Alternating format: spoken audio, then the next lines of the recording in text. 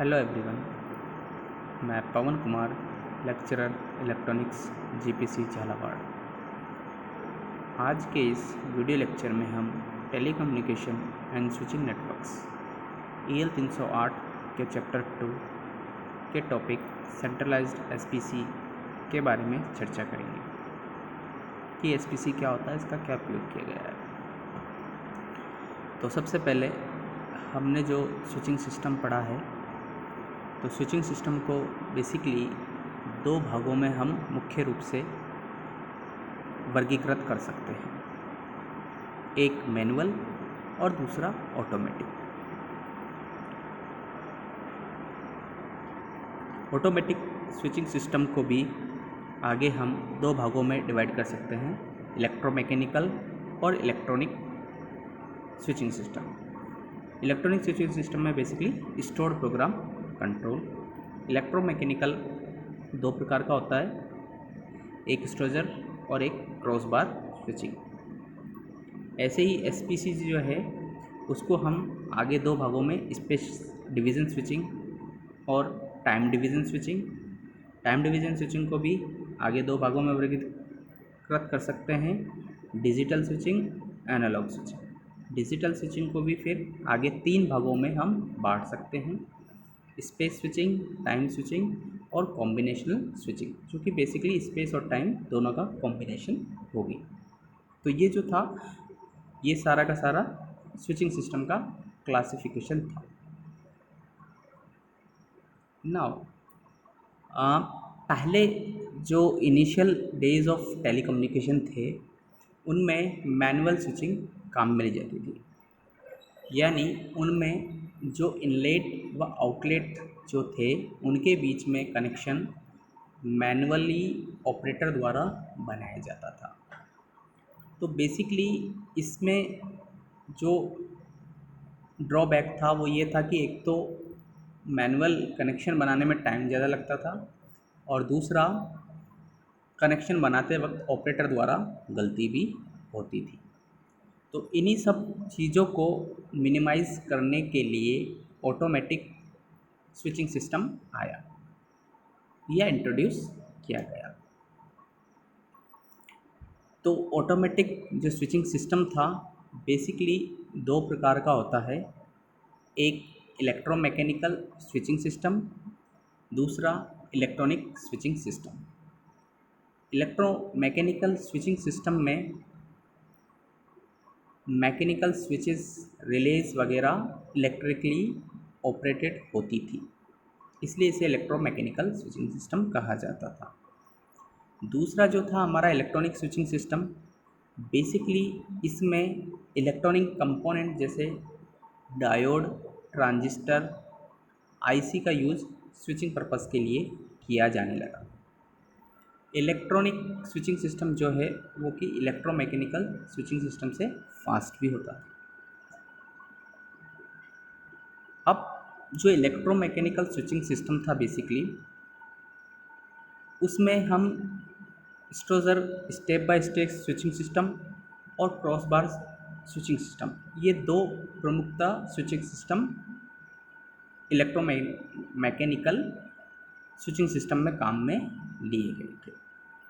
लेकिन 1965 में Bell system उसने first computer control switching system का यूज़ किया, जो बेसिकली एक स्टोर्ड प्रोग्राम को यूज़ करता था कंट्रोल फंक्शन को परफॉर्म करने के लिए। अब ये जो स्टोर्ड प्रोग्राम का यूज़ किया गया, इससे काफ़ी बेनिफिट्स और काफ़ी अच्छी चीज़ें हमारे स्विचिंग सिस्टम में आई, जैसे कि इस एसपीसी के द्वारा हम call waiting, call forwarding, abbreviated dialling आदि का उपयोग कर सकते थे।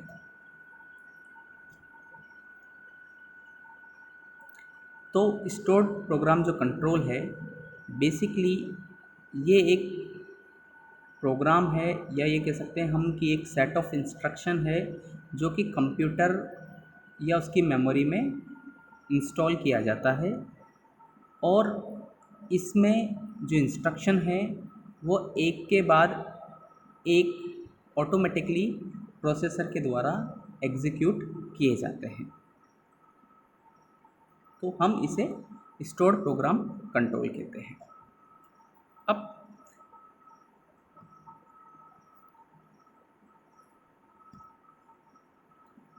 स्टोर्ड प्रोग्राम जो कंट्रोल है उसको भी हम फर्दर दो भागों में डिवाइड कर सकते हैं।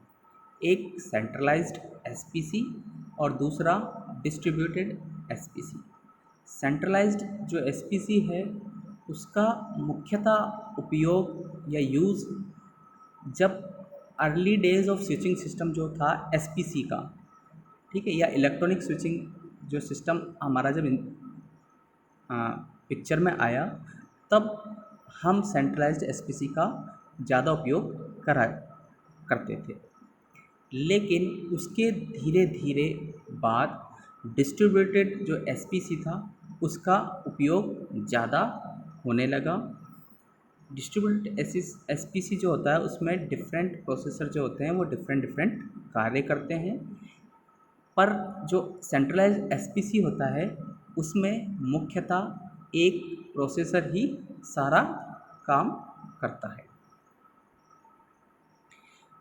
सेंट्रलाइज एसपीसी में बाद में धीरे धीरे जो चलन था वो ड्यूल प्रोसेसर का भी चलने लगा, जिसमें अगर मेन प्रोसेसर के अलावा एक और प्रोसेसर होता था, जिसमें मेन प्रोसेसर में दिक्कत आने पर जो दूसरा प्रोसेसर था वो सारी उसको प्रोसेस करने लगा। बेसिकली ये जो हमारा डायग्राम है ये सेंट्रलाइज्ड एसपीसी का एक डायग्राम हुआ। तो इसमें हम देखते हैं कि ये एक प्रोसेसर है मेनली, यही प्रोसेसर स्कैनर से डाटा ले रहा है, जो भी हमारी स्कैनिंग यूनिट होती है उनसे डेटा ले रहा है, और किस इनलेट को किस आउटलेट से कनेक्ट करना है वो निर्णय करके ये उसको सिग्नल डिस्ट्रीब्यूटर को भेज रहा है। कंसोल के द्वारा भी यही कार्य कर रहा है कंसोल के साथ। उसके अलावा सेकेंडरी स्टोरेज में भी जो करना है वो इसी को करना है। तो सेंट्रलाइज्ड मतलब एक तरीके से एक सेंट्रल प्रोसेसर ही सारा स्विचिंग सिस्टम का कार्य करे, तो उसे हम सेंट्रलाइज्ड एसपीसी कहते हैं। एक चूँकि इसमें एक प्रोग्राम के द्वारा सारा कुछ कंट्रोल होगा इसलिए स्टोर्ड प्रोग्राम कंट्रोल, और सेंट्रलाइज्ड क्योंकि एक मुख्य प्रोसेसर के द्वारा ही सारा कार्य किया जाएगा। बाद में सेंट्रलाइज्ड एसपीसी में रिडंडेंसी जो होती है उसको कम करने के लिए काफ़ी सारे 2 या 4 प्रोसेसर भी यूज़ किए गए डिफरेंट डिफरेंट पर्पस के लिए।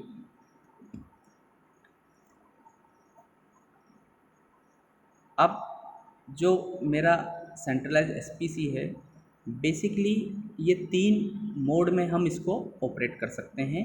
First standby mode, second synchronous duplex mode, और third one is load sharing mode.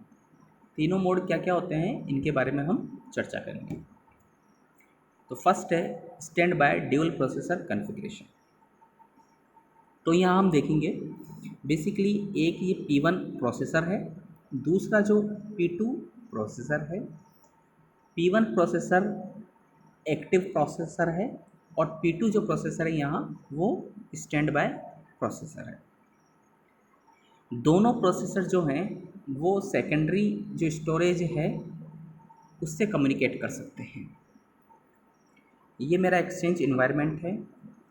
Initially में क्या होता है कि जो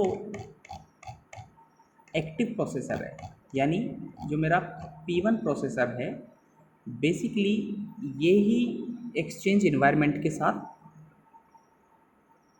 कम्युनिकेट करता है और सारा डेटा ये अपना सेकेंडरी स्टोरेज में स्टोर करता है। तो हम यहाँ देखेंगे कि ये P1 कम्युनिकेट भी कर रहा है, डेटा ले भी रहा है और डेटा दे भी रहा है। लेकिन P2 जो प्रोसेसर है, यहाँ इसका जो कम्युनिकेशन है वो एक्सचेंज इन्वायरमेंट के साथ डॉटेड लाइन से दर्शाया गया है। Basically P2 stand by mode में रहता है यहाँ, यानी क्या होगा कि जब P1 प्रोसेसर मेरा फेल होगा तो उस टाइम पे जो मेरा P2 प्रोसेसर है वो एक्टिव होता है P1 प्रोसेसर के फेल होने की कंडीशन में।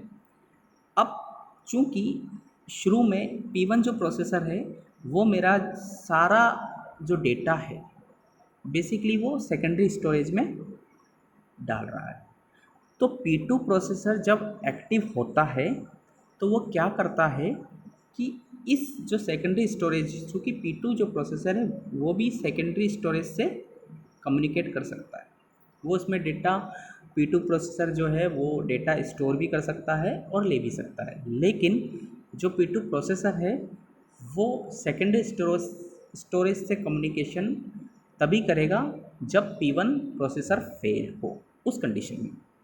तो जैसे ही P1 प्रोसेसर फेल होता है P2 प्रोसेसर एक्टिव हो जाता है, जो कि अब तक स्टैंड बाय में था।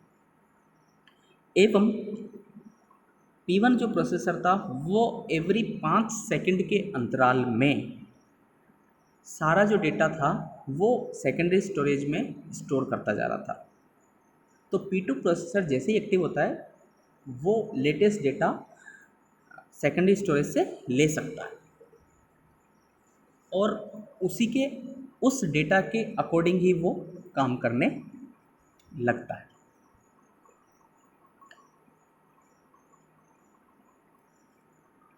अब इस जो केस है बेसिकली इसमें दिक्कत कहाँ आती है कि जो भी या जिस कॉल पे स्टेटस चेंज होता है, ठीक है, वहाँ फेलियर या वो कॉल डिस्टर्ब हो जाती है। बाकी के जो फंक्शन हैं वो P2 प्रोसेसर के सेकेंडरी स्टोरेज से डेटा लेने के कारण नहीं फेल होते। इस जो मोड है वो बेसिकली इसका उपयोग हम लार्ज एक्सचेंज के लिए भी करते हैं, वहाँ इसका उपयोग फिजिबल है। तो अगर मैं पूरे चैप्टर को समराइज़ करूँ तो मैनुअल जो ऑपरेशन हुआ करते थे स्विचिंग सिस्टम में उसको रिड्यूस करने के लिए, क्योंकि उनमें टाइम भी लगता था और गलती होने के भी चांसेस होते थे, उसको ख़त्म करने के लिए इलेक्ट्रॉनिक या एक ऑटोमेटिक स्विचिंग सिस्टम काम में लिया गया, जो कि दो प्रकार का होगा, इलेक्ट्रॉनिक और इलेक्ट्रोमैकेनिकल। इलेक्ट्रोमैकेनिकल फर्दर दो प्रकार का, स्टोजर और क्रॉस बार स्विचिंग सिस्टम, और इलेक्ट्रॉनिक जो है बेसिकली वो SPC है, स्टोर्ड प्रोग्राम कंट्रोल, जिसमें कि एक कंप्यूटर में प्रोग्राम इंस्टॉल होगा, स्टोर होगा, जो प्रोसेसर द्वारा वन बाय वन उसके जो इंस्ट्रक्शन है वो वन बाय वन एग्जीक्यूट होंगे और उसी के आधार पर सारा स्विचिंग सिस्टम काम करेगा। फिर इसको भी SPC को दो भागों में बांटा गया, सेंट्रलाइज्ड SPC और डिस्ट्रीब्यूटेड SPC। सेंट्रलाइज्ड SPC को फर्दर 3 मोड में काम करने के लिए बोला गया, एक स्टैंड बाय, दूसरा सिंक्रोनस डुप्लेक्स मोड, तीसरा load sharing mode. Stand by mode में क्या होगा कि सिंपल एक प्रोसेसर होगा, दूसरा प्रोसेसर स्टैंड बाय मोड में होगा, इसलिए इसको स्टैंड बाय मोड कहते हैं। जैसे ही पहला प्रोसेसर फेल होगा दूसरा प्रोसेसर वहीं से स्विचिंग सिस्टम को टेक ओवर कर लेगा और वो उसके बाद अपना कार्य करना लगेगा। Thank you.